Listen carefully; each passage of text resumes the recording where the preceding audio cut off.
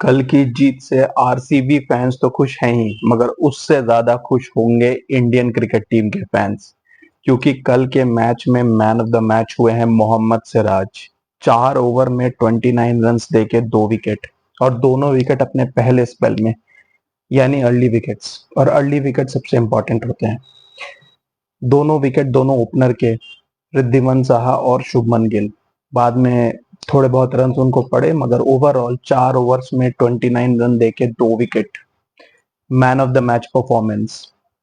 Speed भी वापस 140s में आ गई थी सिराज की, और लास्ट में वो यॉर्कर्स भी फेंक रहे थे, which is a very good sign, क्योंकि टूर्नामेंट के फर्स्ट हाफ में सिराज बहुत ही घटिया बॉलिंग कर रहे थे, मगर एक दो मैच जिसमें उनको ड्रॉप किया गया, उसके बाद से सिराज का कमबैक बहुत ही बढ़िया रहा है।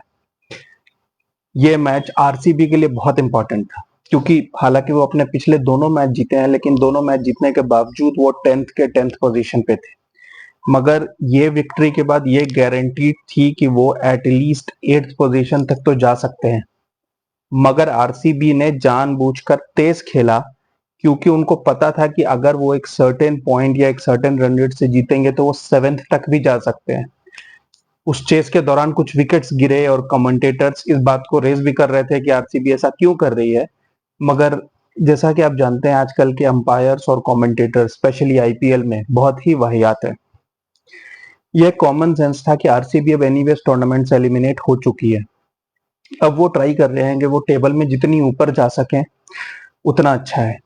ये विक्ट्री सिर्फ इसलिए इंपॉर्टेंट थी आरसीबी के लिए, क्योंकि वो 2 पोजीशन आपके साथ साथ एक अपॉर्चुनिटी थी उनके पास कि अगर वो बड़े मार्जिन से जीते तो वो पंजाब के ऊपर जाके 7th पोजीशन तक जा सकते हैं। और इसी वजह से जितने भी बैट्समैन आरसीबी के आए वो तेज खेलने की कोशिश कर रहे थे। हाँ, हालांकि आपको देख के ऐसा लगेगा, मैक्सवेल 4 रन पे आउट हो गए, जैक्स 1 रन पे आउट हो गए, कैमरन ग्रीन भी 1 या 2 रन पे आउट हो गए, रजत पाटीदार 2 रन पे आउट हो गए, ये क्या हो रहा है। मगर एक्चुअली पर्पस यही था कि वो 15 ओवर के पहले जीतना चाहते थे, जिससे उनका रन रेट पंजाब के ऊपर चला जाए। और इवेंचुअली एंड में वो इसी मार्जिन से जीत गए, और इस वक्त वो टेबल में 7th आ गए। आरसीबी के 3 बचे मैच जो हैं वो बहुत इंटरेस्टिंग है, क्योंकि एक मैच खुद पंजाब के साथ है, वो शायद डिसाइडर हो सकता है 7th और 8th पोजीशन के लिए। अगर आरसीबी पंजाब को हरा देती है तो वो 7th पोजीशन पे गारंटीड हो सकते हैं। उसके अलावा उनके अगले 2 मैच हैं दिल्ली और चेन्नई के साथ। वो दोनों भी आरसीबी से जस्ट ऊपर है टेबल पे। 6th पे दिल्ली है और 5th पे चेन्नई। तो आरसीबी वैसे तो टूर्नामेंट से एलिमिनेट हो चुकी है, और इन कि टेक्निकली कुछ इक्वेशंस निकाले जा रहे हैं, मगर frankly just for the RCB fans, don't have fake expectations कि अब आरसीबी प्लेऑफ्स में पहुंच जाएगी और कुछ सरप्राइजिंग विक्ट्री जीतेगी। Whatever they have done at the end of the tournament just shows that they had the potential from the beginning. Just that Maxwell out of form, Siraj out of form, Faf du Plessis भी starting में नहीं चल रहे थे, तो ये मिला जुला करके उनकी उनकी टीम कॉम्बिनेशन सही नहीं थी। विल जैक्स को वो नहीं खिला रहे थे, वो अल्जारी जोसेफ और रीस टॉपली को मौके दे रहे थे। मगर it's too late in the tournament to make any impact. हाँ, अगर उन्होंने वो केकेआर वाला मैच जो 1 रन से हारे, या 1-2 मैचेस जो बीच में और क्लोज मैचेस वो हारे, उनमें से एक आध मैच जीते होते तो शायद ये इंटरेस्टिंग हो सकता था।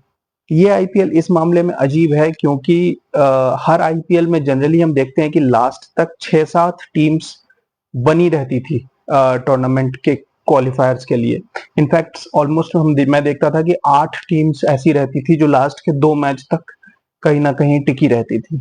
मगर इस आईपीएल में टॉप 5 और बॉटम 5 में डिसेंट डिफरेंस है। Of course Delhi 6th position पे still have an outside chance, मगर वो बहुत टफ लग रहा है। ये क्लियर है कि प्लेऑफ्स में जो आपकी टॉप 5 टीम्स हैं, राजस्थान और केकेआर तो 100% थ्रू हैं। एसआरएच, लखनऊ और सीएसके के बीच में कंपटीशन है कि इन 3 में से कौन 2 जाएगा। बाकी मुंबई इंडियंस, पंजाब, आरसीबी और गुजरात टाइटंस, इन चारों में बैटल ये है कि हम में से कौन 10th और 9th पोजीशन सब अवॉइड करने की कोशिश कर रहे हैं। तो ये इंटरेस्टिंग होगा देखने के लिए। मगर आरसीबी को क्रेडिट देना होगा कि 6 losses in a row, 6 losses in अ रो के बाद 3 विंस इन अ रो करके वो 7th पोजीशन पे पहुंच गए हैं। बॉलिंग वाइज आज जबरदस्त स्टार्ट किया आरसीबी ने। जो बॉलिंग मिसिंग थी initial part of the tournament में वो देखने को नजर आई। मगर गुजरात टाइटंस को भी इसमें ब्लेम करना होगा। शुभमन गिल कंटिन्यूअसली फ्लॉप होते आ रहे हैं। जो लोग ये क्वेश्चन कर रहे थे कि Shubman Gill world cup squad में क्यों नहीं है, अब शायद आपको आइडिया हो गया होगा। उनका एक कंटिन्यूअस डिप चल रहा है फॉर्म में। आई थिंक जो इंजरी के बाद वो आए हैं तो 2023 वर्ल्ड कप में भी उनका कोई खास ऐसा कंट्रीब्यूशन नहीं था जो एक्सपेक्टेड था। जैसे उनकी ओडीआई की एवरेज फॉर्म नंबर 1 रैंकिंग थी, वैसी परफॉर्मेंस वर्ल्ड कप में नहीं आई और उसके बाद से भी वो एक डिप में चल रहे हैं। यशस्वी जायसवाल ने बहुत जल्दी उनको ओवरटेक कर लिया है as the next big thing. और एक कैप्टेंसी, एक फ्रेंचाइजी की कैप्टेंसी मिलने के बाद आई थिंक उन पर प्रेशर और बढ़ गया है। मे बी शायद नेक्स्ट सीजन में गुजरात टाइटंस को ये कैप्टेंसी राशिद खान को दे देनी चाहिए और शुभमन गिल को सिर्फ एज एन इंडिविजुअल प्लेयर खेलना चाहिए। मे बी शायद 3-4 सीजन के बाद वो वापस कैप्टन बन जाए तो बेटर है। अभी फिलहाल वो कैप्टेंसी के लिए प्रिपेयर्ड नहीं दिख रहे हैं। रिद्धिमान साहा डेफिनेटली अपना आखिरी आईपीएल खेल रहे हैं, just like Ajinkya Rahane, just like Faf du Plessis. एक और फेलियर, बुरी तरह फेल चल रहे हैं वो। 7 बॉलों पे 1 रन बनाया। साई सुदर्शन का फर्स्ट एवर आईपीएल में सिंगल डिजिट स्कोर बनाया उन्होंने। और उस टाइम पे ऐसा लगा कि शायद गुजरात बहुत जल्दी ऑल आउट हो जाएगी, लेकिन शाहरुख खान फिर से टिके, अच्छी बैटिंग की और साथ में डेविड मिलर। और बाद में वो एक्सेलरेट कर रहे थे। करण शर्मा ने एक आसान सा कैच भी छोड़ दिया था मिलर का, तो उनको एक लाइफलाइन भी मिल गई थी। 11.2 ओवर्स में 80 तक वो ले गए, रन रेट 7 के ऊपर किया। फिर लगा कि शायद वो और एक्सेलरेट करके 180 190 तक जाने की कोशिश कर रहे हैं क्योंकि विकेट्स इन हैंड थे। मगर तभी मिलर एक खराब शॉट खेल के आउट हो गए और अगले ही ओवर में शाहरुख खान को विराट कोहली ने एक डायरेक्ट हिट से रन आउट कर दिया। बस वहां से मैच घूम गया। हालांकि राहुल तेवतिया ने लास्ट में थोड़े बहुत रन्स बनाए, विजय शंकर भी एज अ इम्पैक्ट सब आए, राशिद खान ने 1-2 बाउंड्रीज लगाई, लेकिन काफी पीछे थे वो। और इवेंचुअली 147 पे ऑल आउट हो गए। 147 इज वे बिलो पार। चिन्ना स्वामी में मैच था। हालांकि चिन्ना स्वामी में इस बार कुछ पिचेस थोड़ी अजीब रही है, ग्रास छोड़ा गया है, लेकिन एटलीस्ट मेरे ख्याल से गुजरात को 180 टारगेट करना चाहिए था, विच वॉज अचीवेबल। मगर 147 पे ऑल आउट हो जाने के बाद आरसीबी ने बहुत बढ़िया अग्रेसिव स्टांस लिया। उन्होंने डिसाइड किया कि वो इस टोटल को जल्दी से जल्दी चेस करेंगे और फैफ डुप्लेसी ने इस सीजन की अपनी बेस्ट इनिंग्स खेली।